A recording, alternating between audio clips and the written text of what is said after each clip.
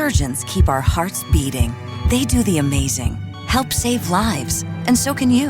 Your CSL plasma donation can help create 24 critical life-saving medicines that can give Grandpa the chance for his heart to swell when he meets his new grandson, or give a bride the chance for her heart to skip a beat on her wedding day. Every plasma donation helps more than you know. Do the amazing. Help save lives. Donate today at your local CSL Plasma Center and be rewarded for your generosity.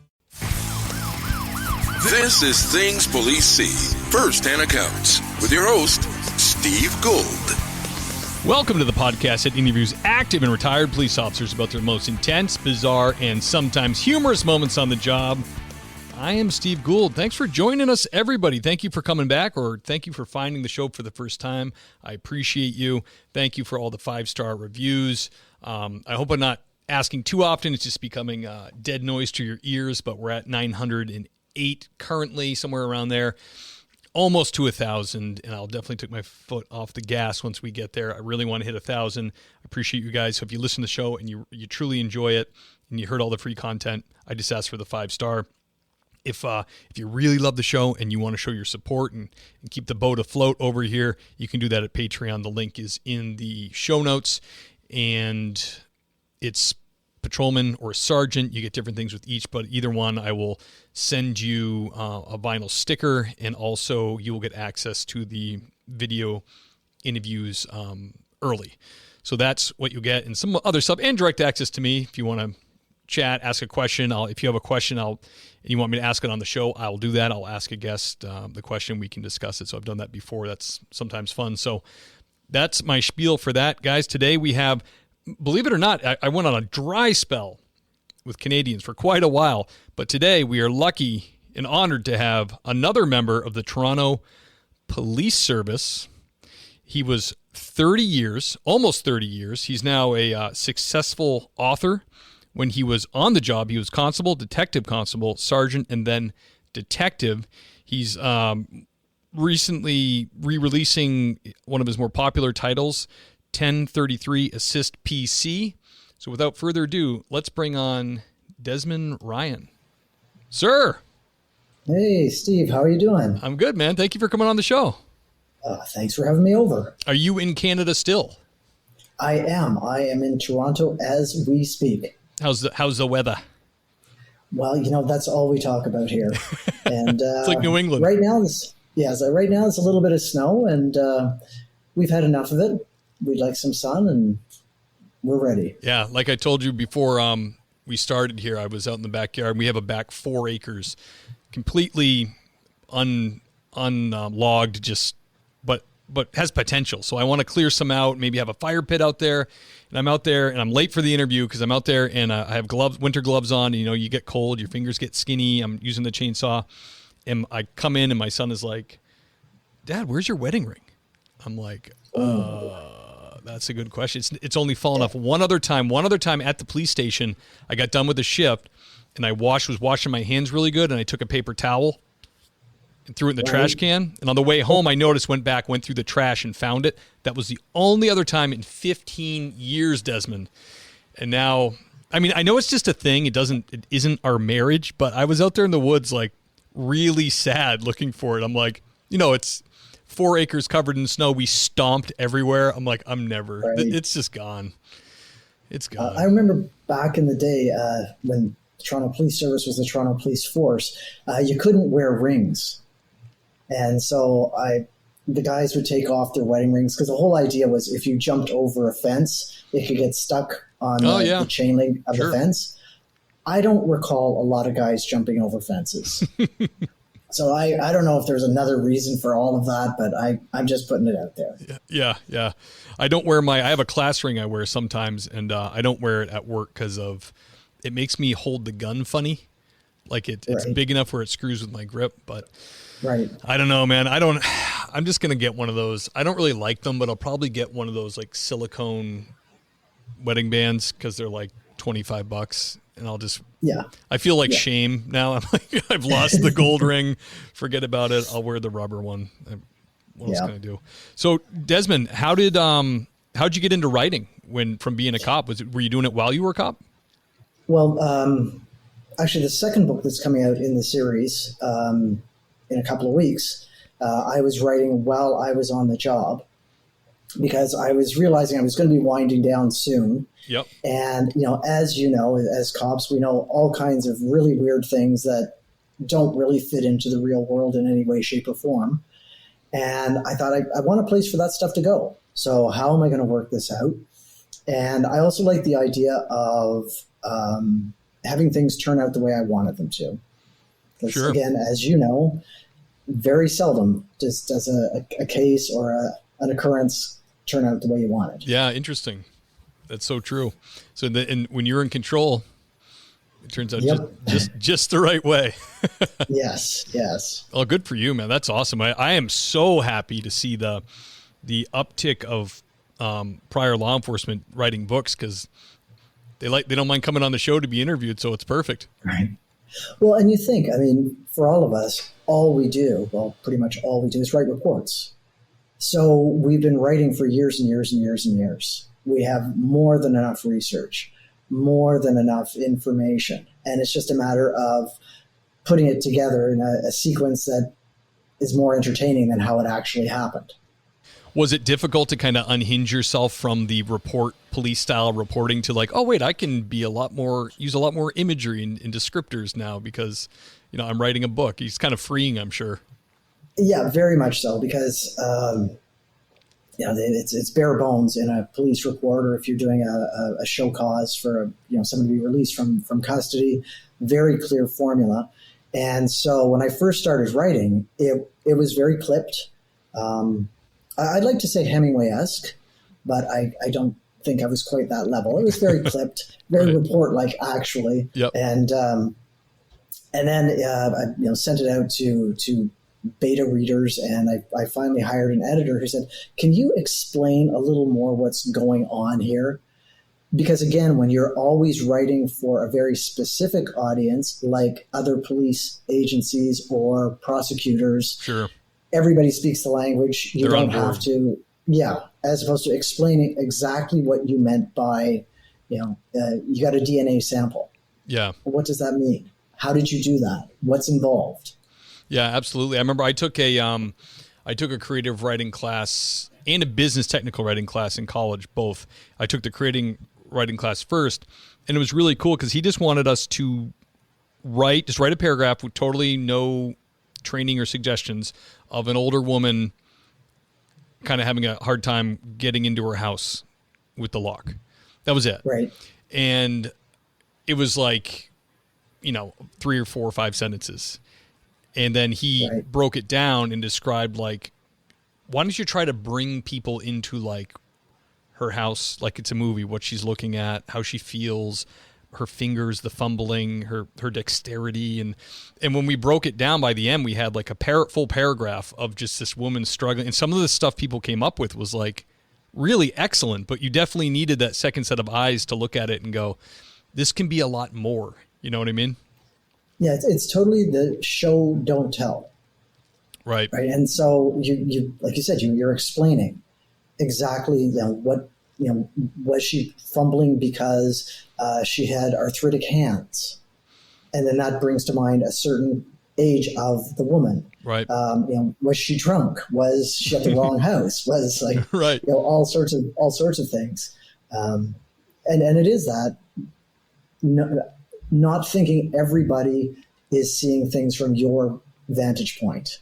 Right. Yeah, absolutely. It was very helpful for me. It was, and I was glad too, when I got into police work in the early 2000s, there was a start of this transition because of 9/11, where not only did they want to change the way we spoke on the radio to more plain talk, because in New York they had all these agencies interacting and they all had different codes, and it was incredibly confusing. So they said, hey guys, there's nothing wrong with plain talk when you have to. You don't, I know states like California ride and die by their codes, but in a mass casualty, when all these people are coordinating, we need to know what you're saying. We can't have a decoder, over here telling us what you're saying. So they kind of, when I was in academy, they were kind of implementing that into police works as well, where they were saying like, listen, you don't need to do this report like in the third person. Like, because a lot of people would be like this officer and all this stuff. They said you can be a lot more descriptive and write a lot more naturally by not worrying about all that stuff. And it was kind of a nice way to learn how to do it. And I remember like when my generation was getting into police work, the older guys were kind of like, we would write, like, and they were like, oh, look at these brown nosers, but we were writing like much bigger reports, and they were like, just the facts, man. What are you doing? What's all this extra writing? Well, that was it too, is that, you don't want to give too much. It's just the bare bones. Right. And, if someone wants to know, if the prosecutor or defense want to know, they will ask you. As opposed to like, well, why don't we just spell it all out so that we don't have to waste time, getting this extra layer of communication going. Right. But yeah, and that, you don't want to say anything that could possibly incriminate you at all. Exactly. Like, how could it incriminate me if I did A, B, C, and D? Where's the incrimination there? Right. Yeah. There's a big fear of being embarrassed on the stand, and it is scary too when you're first being a cop too, and you're like, for us, we'd have a report on our lap, and then we would have to ask if they asked a difficult question, can I refresh my memory? And then they would allow you to look at your report.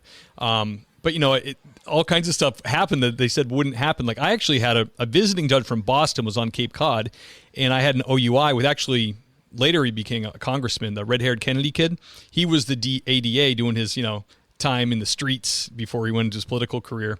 Nice guy. He took the OUI seriously, and he told me like, don't worry, just like they told you in academy, like they're going after the field sobriety, but they would never make you like demonstrate field sobriety in open court. It's kind of like a big faux pas. What does this judge do within like 5 minutes of me on the stand? Wants to know if I can demonstrate the 9-step walk and turn. And I look at the DA, I'm like, dude, and I'm a pretty young cop. And he's just like, it's do it. The judge wants you to do it. You're not going to not do it. So thank goodness, full of nerves, I did it. I nailed the pivot. I did the 9 steps back and all that. And it turned out okay. But yeah, that was, I don't know how I got on that path, but that was just me being nervous at court. And that kind of leads to like, if your report, if you're too generous in your report and too liberal with what you're saying, and it's not completely factual, that can be scary for you when they start picking on it. Well, speaking of, you call it DUIs, we call them impaireds. And we always used to say, the signs of impairment, smell of alcohol, slurred speech, and glassy eyes. Mm-hmm. That was it.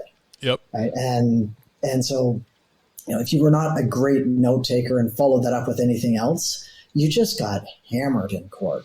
Yeah. Defense, here's all the other things that cause any and all of those symptoms. Yeah, I did. When I first started doing those, in Mass, we actually call them OUIs. The rest of the country is pretty much DUI. Same thing, but they give us field sobriety tests. We can do the 9-step walk and turn, the 1-leg stand, the horizontal gaze and nystagmus, and portable breath test. So they're like, all right, these are the ones you can use. And then you can add some. You could add counting backwards or the ABCs or whatever. But these are the approved standardized ones. We'll come to find out, you do your first couple of UIs, the court does not recognize in Massachusetts HGN, so that's out. And they don't recognize the portable breath test. That's out. So now you're only left with a couple tests. And if those aren't like super sloppy, you look like a horse's ass on the stand, because they're like, you arrested this guy for that? I'm like, yeah, but his PBT was like a 0.2. You can't even, if you mention that, it's mistrial. Boom, you're out. So that was another time that I looked silly. Desmond, can you, before we get into the first question, stories, so you went constable, sergeant, then detective.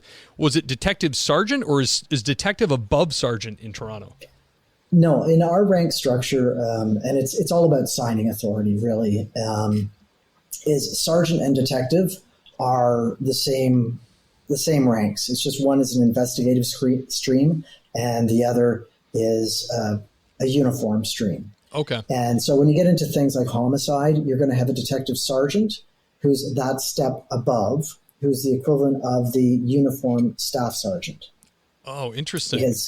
Because you need to have someone who has the authority to say, yes, we're going to do all this overtime, and no, all those people are going to stand over there until I tell them they can leave, and all that sort of stuff. Which, as a sergeant or the detective, you may not have. Gotcha. Any sticky situations when a staff sergeant and a detective sergeant kind of on a scene? They ever get on the scene and kind of chirp at each other? A little power struggle. A lot of times. I had this one call, and what had happened was, and it's unusual in Toronto, an officer had shot someone, and it was in my division, and I was the detective, and there were 3 road sergeants, and one of the road sergeants had been a road sergeant for all of 6 days. Oh, wow. And of course, the other road sergeants, one went to the hospital with the officer who had shot the individual. The other did something else. So they left the 6-day sergeant at the scene to manage the scene. And so I went out, and it was brutally cold. And of course, all the officers had, they were on midnight shift and assumed they would be in their cars. So they don't have their jackets or anything. They just got, and so I'm sending, messages to the station. Like, can you get somebody to bring a pile of coats and stuff, and because these guys are freezing. Yeah. And so everybody's on a traffic point, just sort of holding the scene, and homicide comes in and all that. And a few hours have passed, and the duty inspector shows up, and that's sort of the head, I guess the voice of command from headquarters. Mm-hmm.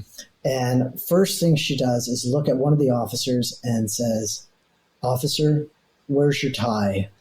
Oh, geez. And the officer, the officer saved me right away. He said, "I'm really sorry. I think it's in the car. I can go get it now," because I was going to lose it. These poor guys had been standing in this freezing weather. I mean, everybody was right. Cold and wet and hungry and all of those things. And it's like, it doesn't matter about his tie. Yeah. Where's your tie? Oh man. Yeah. That's like, we get people after, older school guys and like upper management here will be all about the cover. Where's your hat? Like they see you in a motor vehicle stop. Why aren't you wearing your hat?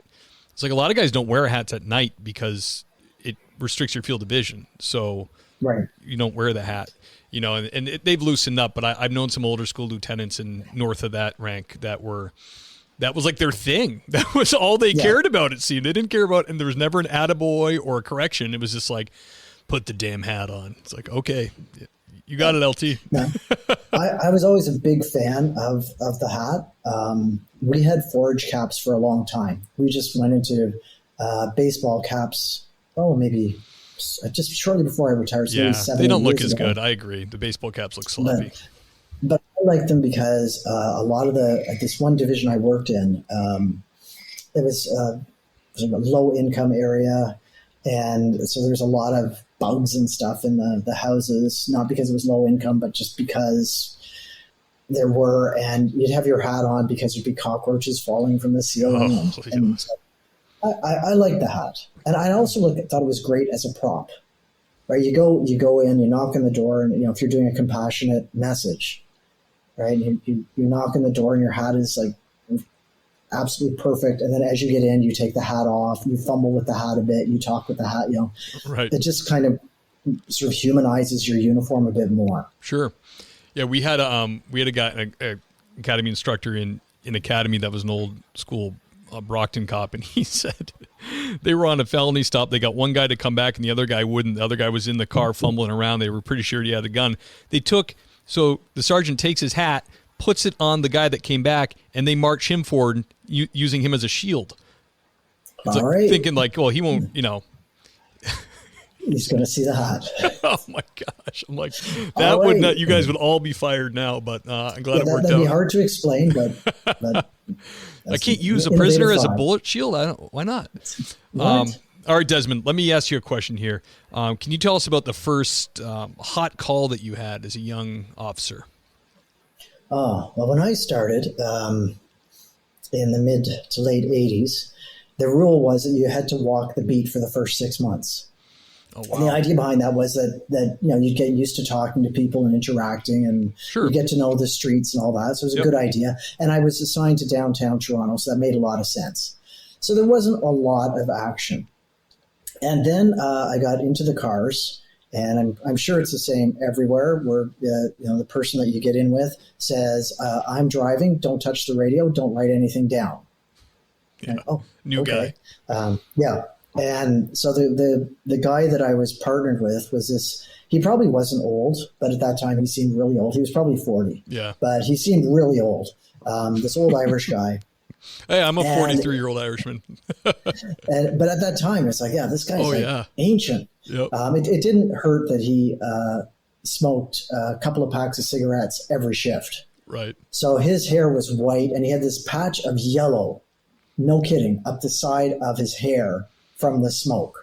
Oh, wow. And I mean, that was back in the day where, they had the hubcaps in the detective offices. You could smoke everywhere, and nobody wanted to work with him. That's why I ended up working with him.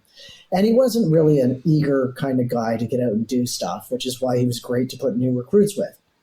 So we get this call, and we're on midnights, and every midnight he would find a spot to hide and have a little bit of a sleep, because it was quiet back then. Like now, it's busy all the time, but back then it was kind of quiet. And the whole thing is like, don't touch the radio. It's like, okay, so I'm sitting there and I'm just thinking, what do I do? What do I do? What do I do? A call comes over for a smash and grab from a store. And then there's a foot pursuit. And it's like, I'm saying to this guy, we got to go. It's like, oh, no, don't worry. By the time we get there, it'll all be over. It'll be over. Right?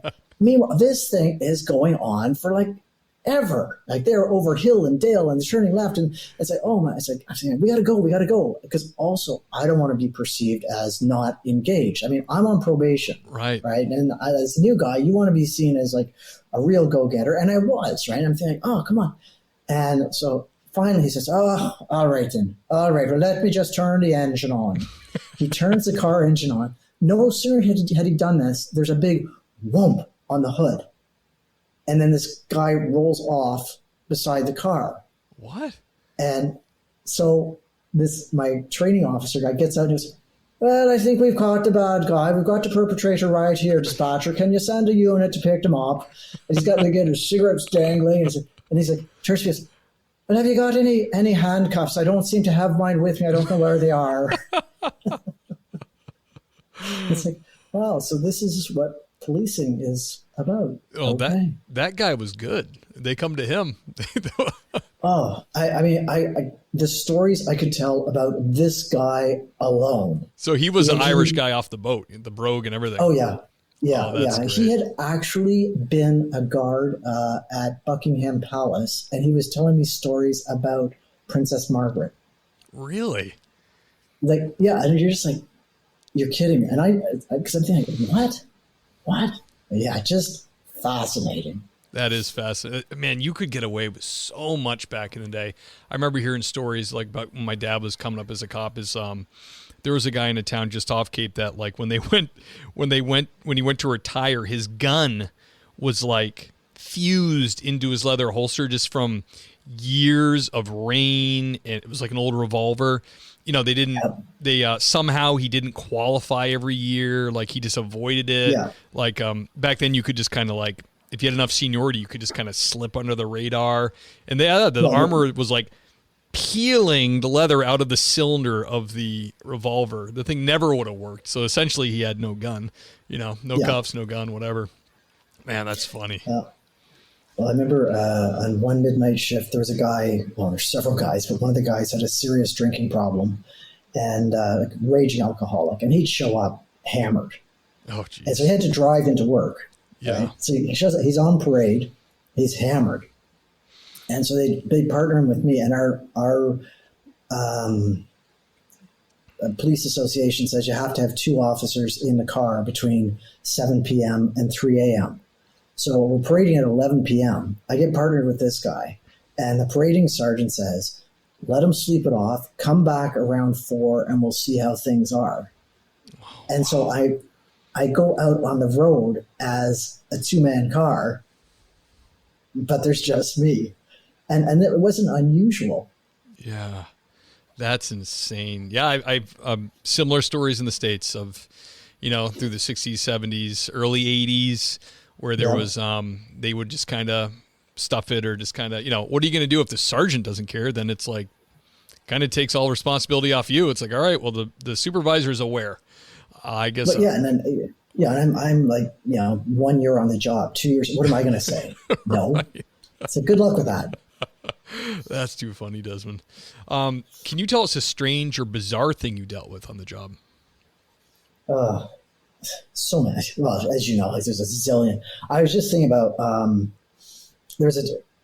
at one point, one of our chiefs of police was really, really bent on getting helicopters for Toronto. And Toronto's a vertical city, right? We got a lot of high rises and things, so it doesn't really make a lot of sense. But this guy was bound and determined that we need to get a helicopter because one of the neighboring police agencies had one, so we need one. Right. So the mandate was any call that could possibly be could use a helicopter, like call for the helicopters. Right? Create some demand. Absolutely. So I got a call for a prowler, which is a non-call. I mean, in the grand scheme of things, in terms of pulling out resources and all that, right, that sort of stuff. And so the dispatcher says, do you want the helicopter? What? We'll send the helicopter. I'm like, sure. All right. And so, there we are. It's a residential area. It was actually in the suburbs, so it kind of made a little more sense. And, the helicopter's overhead and it's hovering and, it sounds like Armageddon. Yeah. Right. Because they're super loud and they're super low. And he's got the infrared light on and he's saying like we're getting some heat below the back deck. Because I'm standing in the back deck and they say, stand there with your arms out so they can kind of see it's you. Right. Oh, under the back deck, there's heat. That's where he is. So great. We're all set. Turns out that's where the dog pees. Oh, geez. And you're like, yeah, that was a great use of resources. Good work, everybody. Yeah. Okay. Thanks. That's a wrap. Did he get his helicopter eventually? No, it was kibosh because it was just ridiculous. And so now we use the neighboring police services helicopter whenever we need it, but I don't think we use it that often. So really, I'm surprised you guys don't have nowadays you don't have your own like air wing going on there. Yeah. It's again, like we're mostly tall buildings, right? So the helicopter isn't as effective.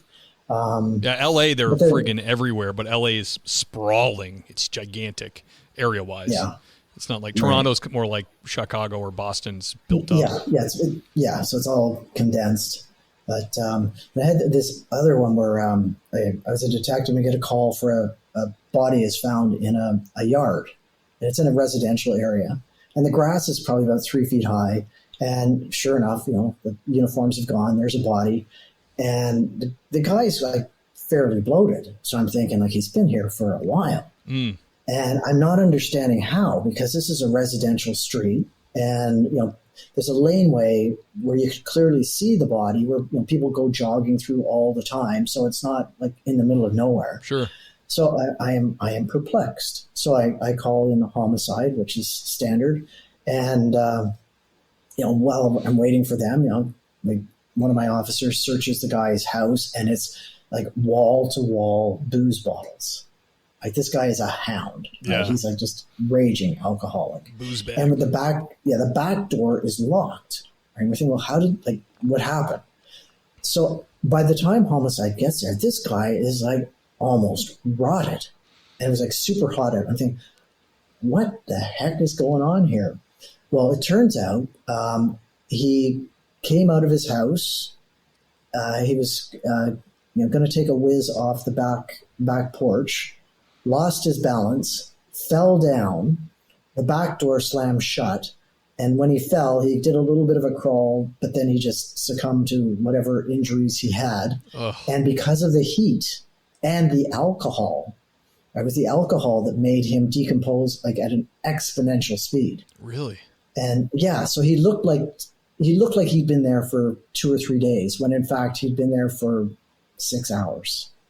Wow, that's interesting. Yeah, I guess, I mean, alcohol is although I do like it, it is a poison. It is, Well, it's already rotting you. I'm assuming there's a difference between the alcohol that you're drinking and how much this guy was drinking. I hope so. I don't want to take a nap and look like a corpse. My wife will be like, Yeah. you gotta wean off the bottle, Steve. Jeez. Did any animals get after him or anything? No, because it was broad daylight. Oh, right? okay. Good. But again, like, it was a fairly busy area, and there's no way people could have walked by without seeing him, and there's no way people could have mistaken him for something else. Oh, it's the worst way to go, too. It's like, I've had people in my age that I grew up with that have gone in similar ways, just like, it's always tragic, but like when it's something like that, it's like, man, it's kind of, that's it. That was your end. That trying to take a whiz, you fall off your balcony, get internal bleeding, and then you just lie there. Oh man, and just based in the sun. Yeah. There's so many times when you find bodies like that it's just like a complete mystery. When you walk in or when you find it, you're like, what is going on here? What happened? Well, not to digress too much. We did a whole show on bodies because I went through a lot of sudden deaths. So the body was found at the base of an apartment building, and it was Halloween.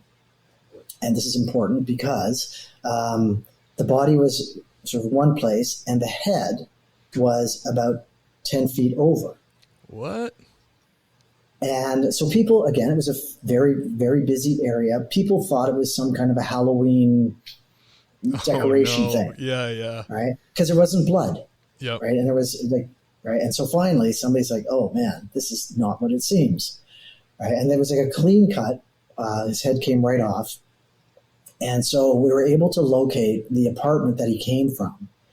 And he had clearly wanted to die. He had, stabbed himself multiple times. The apartment was just a bloodbath. Mm. And then finally what he did was jumped over the balcony. But when he jumped, there was a hydro wire, and his neck got caught on the wire, and it just severed it right off. Like one of those old cheese boards with the wire and the handle. Yeah, exactly. Gosh. Yeah.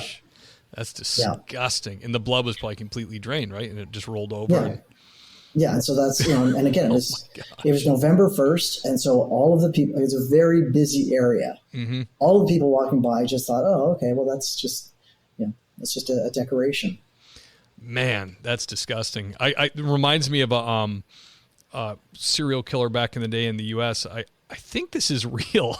I'm trying to think if it's a movie or not, but I think in like the Midwest, on Halloween, killed a bunch of people and had them like on display in the house and like opened it up to people to go see, and people thought it was, that's messed up. Thought it was like special effects or whatever. Damn, right. Yeah. I mean, the way people die. I remember having one guy that his head was underneath a chair with the chairs have the support bars on the bottom, like 4 of them. Right. So like it looks like he put the chair on his own head. He was lying there. His pants were around his ankles. His phone was in his hand, and that's like how his landlord found him. And just walking in as just a beat cop being like, this is weird. I'm definitely going to call the homicide investigators on this, because this is there could be something to this. Yeah. I think they determined that it was some kind of a fixation type of deal. Like his phone was the last thing his phone was on was porn. So I think it's like an autoeroticism sort of thing. Yeah, something. He was doing something weird, but that's another one where I was like, man, and I kind of knew the guy because he worked at a local restaurant, and I was like, oh man, this is just a shame, because you know how many people come in that scene and see it. Yeah, it's like, man, I wanted to pull his pants up for him. You can't, but it's like, this just sucks. Well, Steve, that's why I always make sure that I'm dressed and there's no beer cans rolling around in my place, because I thought, one day I'm going to be dead, and the officers who attend, I don't want them seeing me on the floor in my skivvies with beer cans scattered all over the place. Right. It's like, oh yeah, that's how a D goes, man. That's how they go. That's why they die young, hitting it hard. Yep. Oh, Yep. man. Desmond, can you tell us about one of the most intense or terrifying calls that you had? Oh, I remember I was in the foot patrol, and my partner and I were walking around as one does in a foot patrol, and another officer called and said he needed some help, but it wasn't urgent, but please come. And we weren't that far away, so we went, and it was a Friday night, and it was a very very busy downtown intersection, tons of people, and this guy was in one of those little Instabank kiosks, and he was refusing to leave. And this was back in the day where we actually enforced that. And so the officer who called for help said, like, this guy's not leaving, like, let's get him out. And so the guy was pretty big. And so he leans back on the glass, and then just with both his elbows just smashes the glass. So shatters the glass sort of all over him. Oh. And picks up this shard of glass. It's about, 12 to 15 inches big. It's big. And, by this time, like, there's sort of a lot of people are noticing. And so my partner calls for additional help because we've got crowd control issues and all that sort of stuff. Yeah. Anyway, the guy with the glass zeroes in on me, and I'm zeroing in on him. And it's like, and at that time, I think I had about 5 years on the job.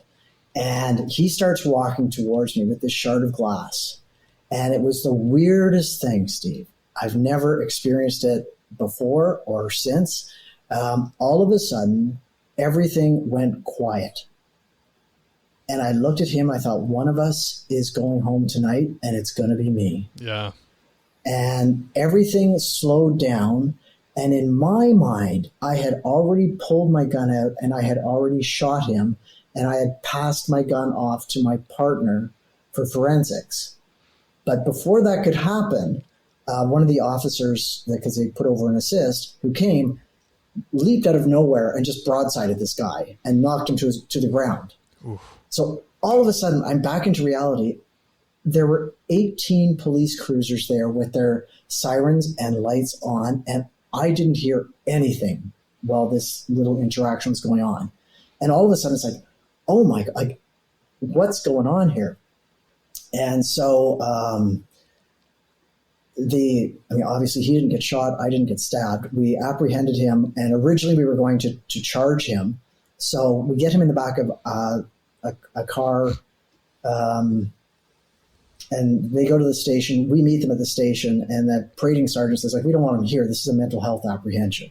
Mm. So we get assigned a car to take this guy, and I'm thinking, this guy just tried to kill me. I do not want to spend the next 4 to 6 to 8 hours in a tiny little cubicle waiting for him to be assessed. And but we had no choice, right? Just like, oh my God, this guy tried to kill me. So how was the conversation? It was minimal. Well, he was mostly just kind of groaning and rocking.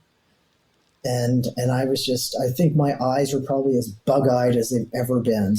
And I was just sweating profusely the whole time until he was released from our care. Yeah, that's crazy. So when you guys take a guy like that, I mean, I'm sure you charge him later, but so for us, we would take him to the hospital, and one of the hospitals I used to go actually even had a rubber room, and security would just watch him. We would just release him to the care of the hospital and leave. But it sounds like for you guys, they want an officer with the person the whole time? Yeah, back in the day, I mean, the protocol thankfully has changed a lot because it's better for the police because you're not using our resources to have, you have to have 2 officers sitting with the guy. And it used to take hours before they could be seen by a psychiatrist. Now the hospitals basically will, sort of take custody of the person right away. And it's a lot smoother. And they've also found that having somebody who's agitated sitting in a room with people with uniforms doesn't help the person who's agitated either. Yeah, I would think not.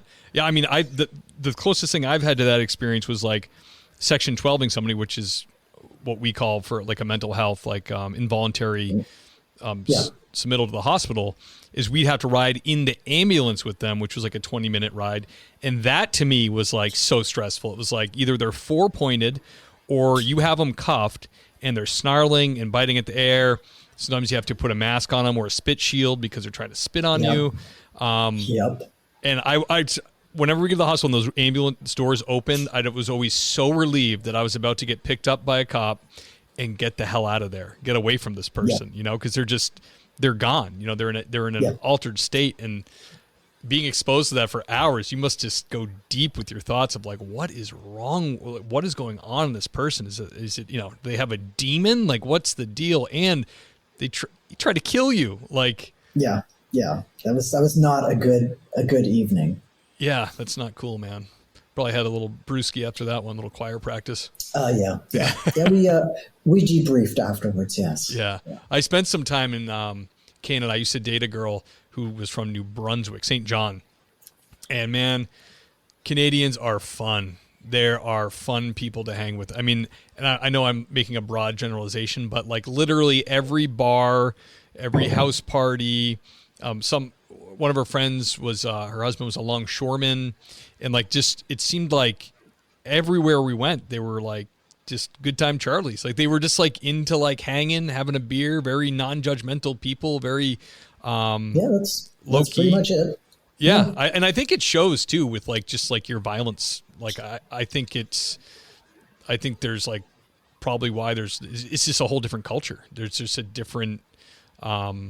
My wife was asking me the other day. She said, "Why do you think it is that like a lot of Canadian people seem like more?" Because we went camping a lot. We went up into Canada and stuff, and it just seemed like Canadian people were very polite and they were very conscientious and easy to get along with, and that there's lots of Americans like that too as well, of course. But it seemed like in Canada, it was kind of like that was the rule rather than the exception. So, in short, Desmond, whatever you're doing up there, keep doing it. All right. It's all about the beer. It's the Labatt's Blue, baby, ice. Oh, Canadian beer is like whiskey. That's great. Yeah, we used to host other agencies and from the States, and the guys would come up, and so afterwards we'd go out to the pub, and you see these big guys, they're like 280 pounds, 350. They're sitting there, and they have like 4 or 5 beers, and then they get up and fall down.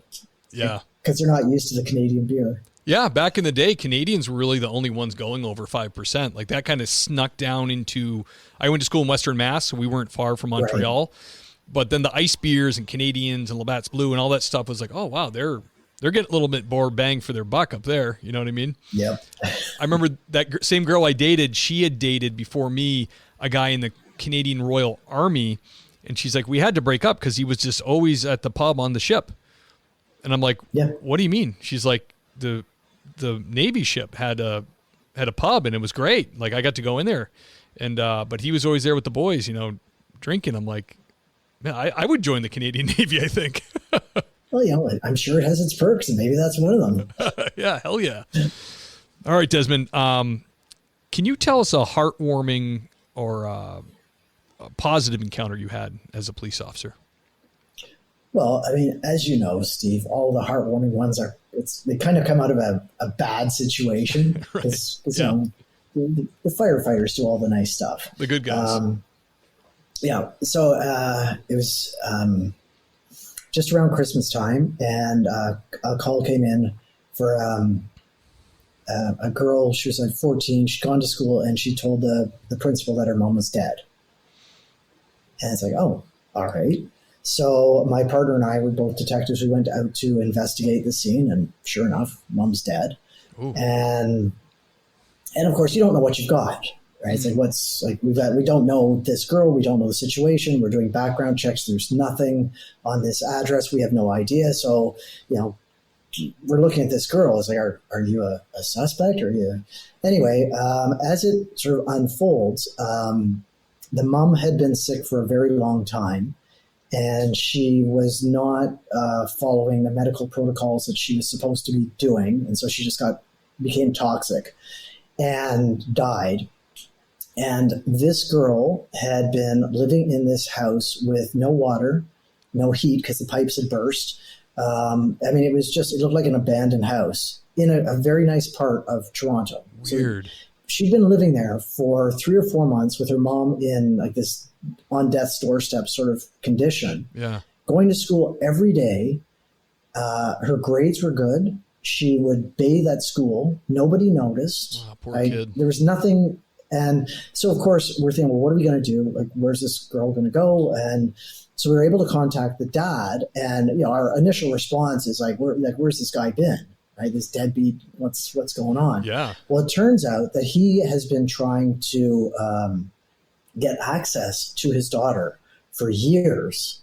And his ex-wife had been preventing that through a little bit of legal stuff, a little bit of nefarious stuff. And so basically he was, like he said, he's been waiting for this phone call, not that his ex-wife is dead, but that his daughter would see him for years.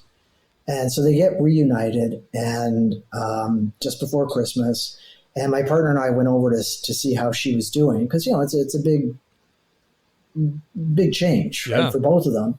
Because dad now had another family, and we thought, I hope it's working out okay. We went, and it was great. This kid was thriving. The new wife was really, really nice with this girl.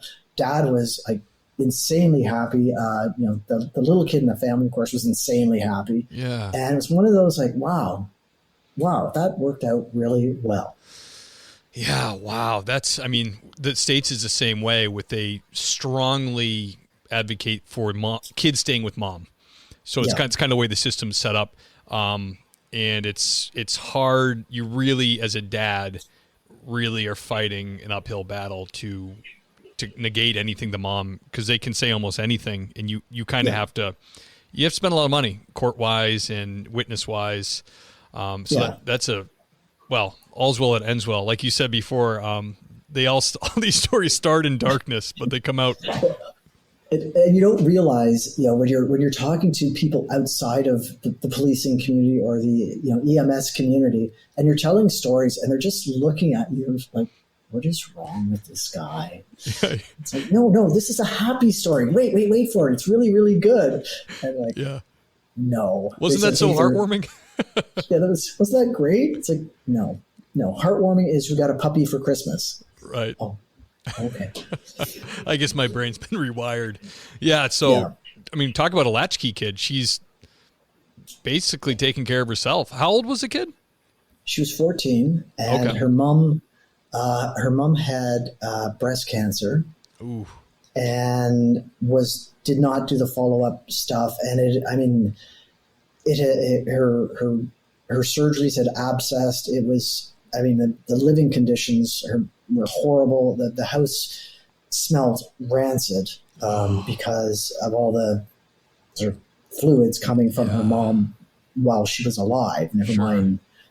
And the house, because they hadn't paid for the heat or electricity, and again, it was really cold. I remember it was -20. It was colder in the house than outside. Ooh. And meanwhile, this girl is going to school every day, and to look at her, you would not know there was anything wrong. And it's like, well, where did you sleep? And there was an old couch and a pile of blankets. Oh. And it's like, well, where did you bathe? She goes, well, I go early and I bathe in the sink. Oh. And it's like, well, what are you eating? It's like, wow. Jeez, that is, now that you gave some more detail, that is very heartbreaking, but heartwarming at the end. But heartwarming, yes. But now she's living happily ever after. Yeah. Have you any follow-up with her, or was that kind of it? That was kind of it. Yeah. Because she had to get on with her life and well, get on with ours. You never ran into her again, so that's a good sign. Exactly. Desmond, one of the most popular questions we ask is advice for new recruits or police candidates or people thinking about getting into the job. What little pearl of wisdom could you give them? Oh, man. I would say if this is what you want to do it. Be honest. Don't cover for anybody.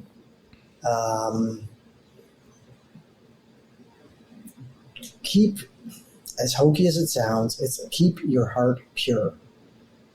because I mean, there's that, you start and everything's great and you're saving the world. And after a couple of years, it's like everything just drops to shit. Right. And it's like, I hate everybody and everybody's, right. Don't do that. Make sure you have outside friends and hobbies and engage with those friends and hobbies. And when they start to say you're sounding a bit weird, listen to them. Yeah. One of the great things about policing is that there's all kinds of different things to do. And you could be somewhere where you're getting burned out and you don't even know it. And, you sort of realize that you're losing your friend set of your non-police friends. Maybe it's time to reevaluate and realize that there's life after policing. All right. So while you're here, you do the very best you can, but keep yourself healthy, keep your mind healthy, and keep yourself emotionally level. Good advice. Absolutely. I agree 100%. That's so important not to get wrapped up in the behind the blue curtain culture where it's like you're just every cookout, every hangout, everything you do is just 100% police all the time. Because you really do get, like you were saying, the lens of a police officer starts to drop over your eyes, and it's like every person you see is a scumbag. That's going to be a problem. This is a problem. You're like, you're Debbie Downer about it seeps into your life.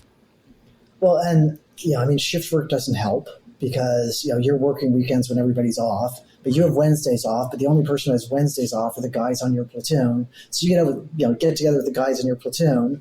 And I remember when I was in training, one of the sergeants said that policing is the most seductive mistress you'll ever have. Yeah, that's very aptly said. Right, because it's so easy to just fall into it. And it's the greatest show on earth. You have front row seats, and you can do it 24 hours a day if you want. Yeah, especially when you're young, because I really hung out with mostly cops at the very beginning, because it's like you're experiencing all these new exciting things, and it's stressful, and some of it's scary. And who better to have a beer with than the people who also experience it or have experienced something or worse in their career? So it's a very good and tight bond. But you just can't let it take over. Yeah, exactly. So Desmond, let's take a little trip to your website. It is realdesmondryan.com, and we have a view here with my fancy software of your novels. And here's 1033. This is the most recently re-released, you said, right?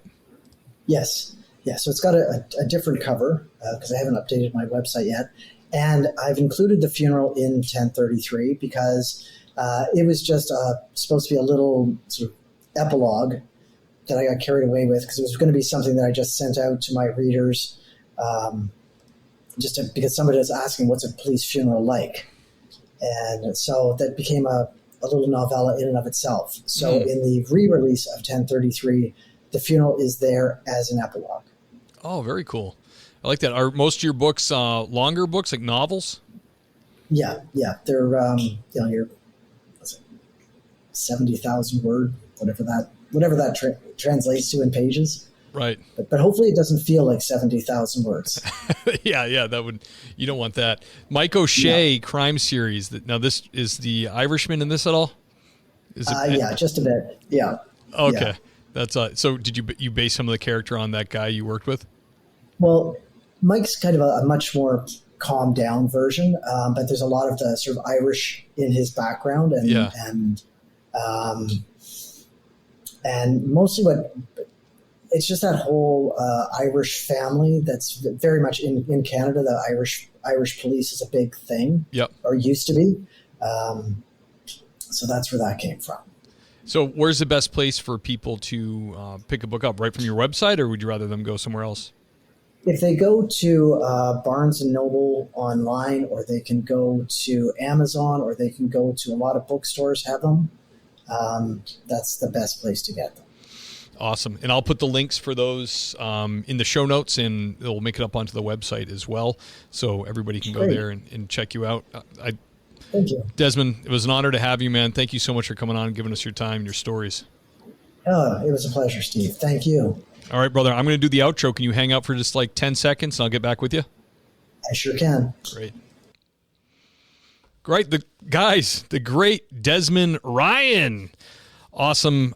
So much fun to hear stories from out of country. Honor to have him on, guys. Thank you for the rating and reviewing. Once again, 5 stars, Apple Podcasts. Thank you. Or Spotify, if that's where you're at. You can do that as well. And, of course, the Patreon. You can go there if you really want to support the show monetarily. I appreciate it. But the show will remain free. If you can't afford it, it's not in your budget or something you can't do, don't worry about it. The show's going to stay free, and you can enjoy it as long as I keep paying to have it up there in the podcast store. So today or now is the time in the show where I thank the Patreon sergeants. And who I'm talking about is Holly Vanover, Richard Tolles, Joe DeFries, the great Raymond Arsenal, Doug and Kelly Newman, Burley Boards, that's Dan Carlson, everybody, Derek Warden, Scott Young, the great Wayne M. Miller, Nick Noose, Tom Connell, Just Dennis, because that's all he put, George Tessier, Motocrop Chronicles, Greg Gadboy, the great Ben Peters, everybody, Scott Minkler, Tammy Walsh, Sean Clifford, Braden Walker, Sasha McNabb, Corey Payne, the great Mike Wynn, Ethan Gowan, Jason Lau, Sarah Pomeroy, Lauren Stimson, Brandon Hooker, Jake Pinedo, John Shoemaker, James Rose, Seth Wright, Tony Fahey, William James Long, that's Deputy William James Long to you, Andy Biggs, Chris June, Adam Mihal, the great Gary Steiner, and the handsome Lane Campbell. Thank you guys for what you do. I love you. I'm in love with you and your support, and I truly, truly appreciate that. So, guys, that's the episode for this week, and I'll catch you next time.